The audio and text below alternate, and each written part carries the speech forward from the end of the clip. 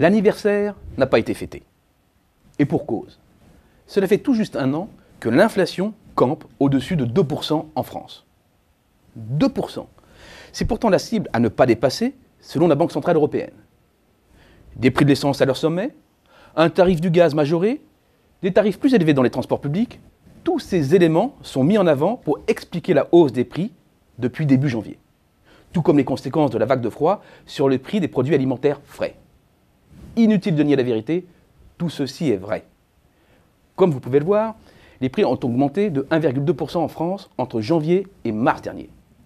Mais la hausse atteint 3,7% pour les produits pétroliers et s'envole même à plus de 8,5% pour les produits alimentaires frais. Comment envisager la suite? Pour l'énergie, le pic d'inflation est derrière nous, comme le montre sa chute actuelle, avec un rythme de progression passé en un an de près de 20% à 7,5%. Une chute liée à un effet de base devenu favorable. Je m'explique. L'écart du cours du pétrole entre début 2012 et début 2011 s'est nettement resserré. En janvier 2011, le baril de Brent cotait 96 $ contre 111 $ en janvier 2012. 3 mois après, les positions s'inversent. Le prix du pétrole était ainsi plus élevé en avril 2011 à 123 $ qu'en avril 2012 à 121 $. Ce qui conduit mécaniquement à une diminution de l'inflation pétrolière sur un an. Cet effet, conjugué à un mouvement équivalent pour l'alimentaire, devrait persister. Ainsi, l'inflation totale va profiter cette année de la décrue de ses composantes les plus volatiles. La hausse des prix est-elle alors derrière nous, au point de s'installer sous la barre des 2%? Ce n'est pas notre scénario, car les prix des biens et des services ont le pied sur l'accélérateur.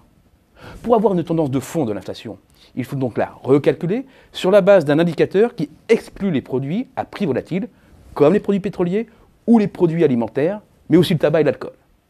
Et là, l'analyse change radicalement.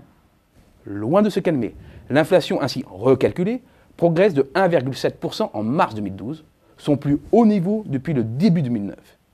Et la tendance n'est pas à l'apaisement.